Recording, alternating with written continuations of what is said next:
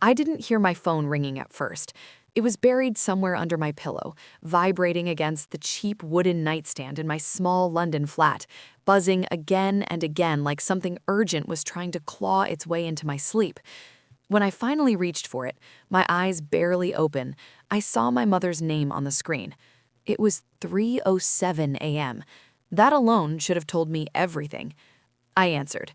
Her face appeared immediately, blotchy and red, hair pulled back messily, eyes shiny with tears that looked practiced rather than spontaneous. She didn't say hello. She didn't ask if she'd woken me. "We never see you anymore," she said, her voice breaking. "You're so far away. You don't even feel like part of the family now." I sat up, the cold of the room hitting my skin, already feeling that familiar tightness in my chest. "You live on another continent. The kids barely know you.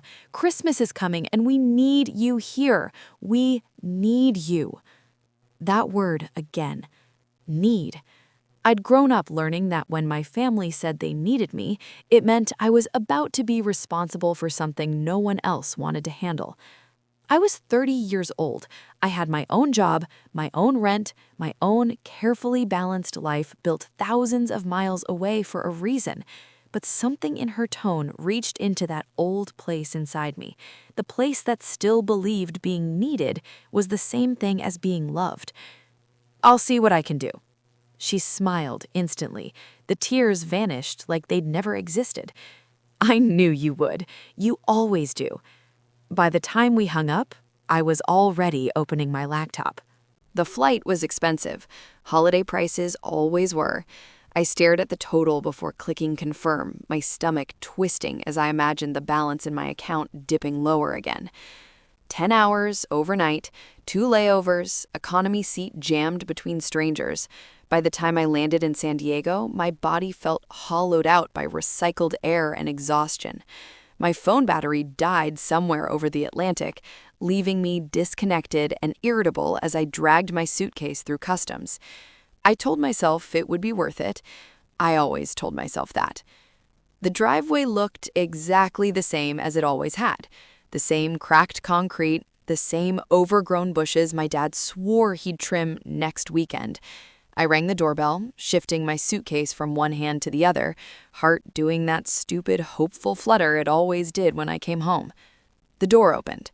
My mom glanced at me, then at my suitcase. "You'll babysit while we're gone," she said casually. "We leave tomorrow morning."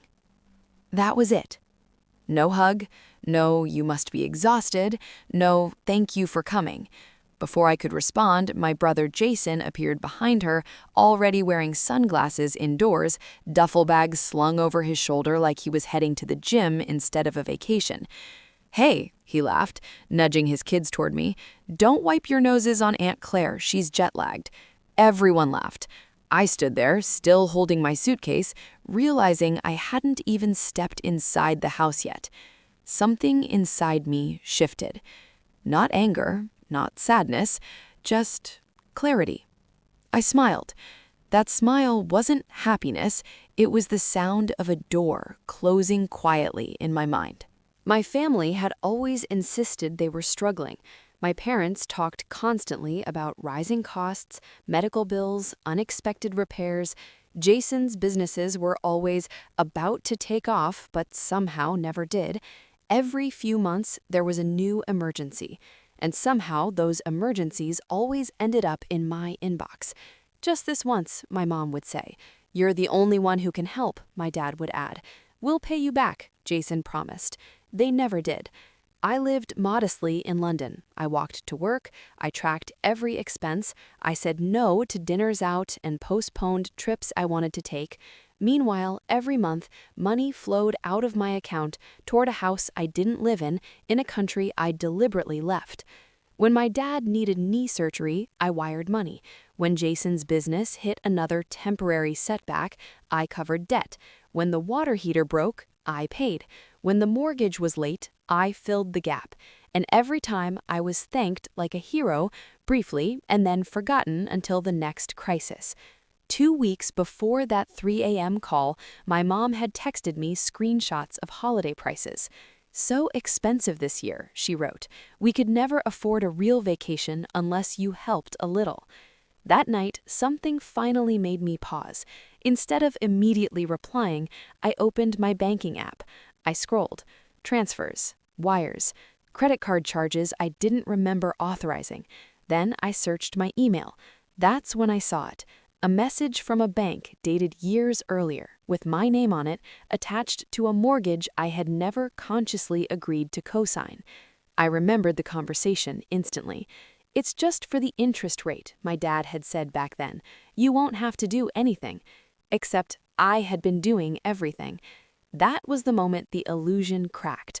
I realized my family didn't miss me. They missed my silence, my reliability, my willingness to fix things quietly. Still, I booked the flight, but this time I also booked something else, a call with a financial advisor. I downloaded statements, I saved messages, I documented everything. Not to confront them immediately, but to understand the full shape of what had been done. By the time I landed in California, I wasn't confused anymore. I was prepared. That night, while my family talked excitedly about their trip, I noticed the printed itinerary lying on the kitchen counter. Resort photos, flight times, bold promises of relaxation. I recognized the credit card number at the bottom. Mine. "This is why we needed you here," my mom said proudly. "The kids stay with you. We finally get a break." I nodded. The next morning, I asked everyone to sit down. Groans followed immediately. "I just got here," Jason complained. "Why does everything have to be serious?" my mom sighed. I opened my laptop. "I need to talk about money," I said calmly. They exchanged looks. Line by line, I showed them 3 years of transfers, dates, amounts, screenshots of texts next to deposits. "This isn't an attack," I said. "It's a record." When the total appeared at the bottom of the screen, just over $60,000, the room went silent. "That can't be right," my mom whispered. "It is." I slid a thin stack of papers across the table. "This isn't a lawsuit. It's acknowledgement that this wasn't a gift." My dad stood up, furious. "We're family. You don't put family in debt." "Family doesn't hide mortgages in their daughter's name," I said quietly. Then I clicked to the reservation screen. "Your trip," I continued, "was booked with my card. It's been canceled." They stared at the word canceled like it was a mistake. There is no vacation. Not without me. Not without my money. When I rolled my suitcase toward the door, my dad shouted, "If you leave, don't come back." I turned.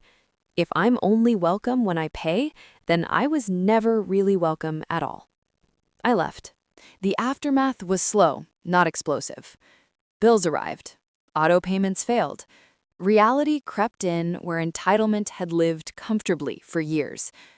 Jason tried calling, then texting, then showing up at my building weeks later, exhausted and humbled. "I didn't get it before," he admitted. "I do now." My mom sold her designer bags. My dad's new TV disappeared. Their truck was eventually repossessed. I felt guilty sometimes. Then I remembered how easily they laughed when they thought I'd play my role again. That guilt loosened its grip. On Christmas morning, I sat alone in my condo, lights glowing softly, a mug of hot chocolate warming my hands. No flights, no emergencies, no guilt. Just quiet. And for the first time, peace felt like something I was allowed to have. Even now, months later, there are moments when my phone buzzes unexpectedly, and my body reacts before my mind can catch up. A sharp spike of anxiety runs through me as I instinctively brace for another crisis, another problem that needs fixing, another voice on the other end asking me to step in and rescue someone again. But then I pause and remind myself that silence doesn't always mean something bad is about to happen. Sometimes it means something deeply unhealthy has finally stopped. And in that quiet space, I've slowly learned how to breathe without guilt, how to sit with peace instead of fear, how to make plans that don't revolve around repairing other people's mistakes or carrying responsibilities that were never meant to be mine. I've come to understand that real love doesn't demand exhaustion as proof of loyalty. It doesn't punish you for setting limits, and it doesn't disappear the moment you stop being useful. Because anyone who only shows up when they need something was never truly standing beside you in the first place. There was a time when I believed that being needed was the same thing as being loved, that if I kept showing up, kept sacrificing, kept saying yes even when it hurt, I would eventually earn a place where I felt safe and chosen. But standing alone after everything fell apart forced me to see the truth I had been avoiding for years, that love built on obligation is fragile, and the moment you stop giving, it starts to crumble. And that realization didn't come all at once. It came quietly, in the small moments when no one called, when no one asked for help, when days passed without a crisis attached to my name. And instead of feeling abandoned, I felt lighter, as if a weight I had carried for so long had finally been set down. And in that space, I began to understand myself in a way I never had before, not as someone whose value was measured by usefulness, but as someone allowed to exist without constantly proving their worth, someone allowed to rest, to heal, to want things just because they mattered to me. And slowly, I stopped explaining my choices, stopped defending my boundaries, stopped shrinking to make others comfortable, because I realized that the people who truly cared didn't need convincing, and the ones who left when I stopped overextending were never meant to stay. And for the first time in my life, peace didn't feel like loneliness, it felt like freedom, quiet and steady, reminding me that choosing myself wasn't selfish, it was necessary, and that walking away wasn't the end of my story, it was the moment it finally became mine.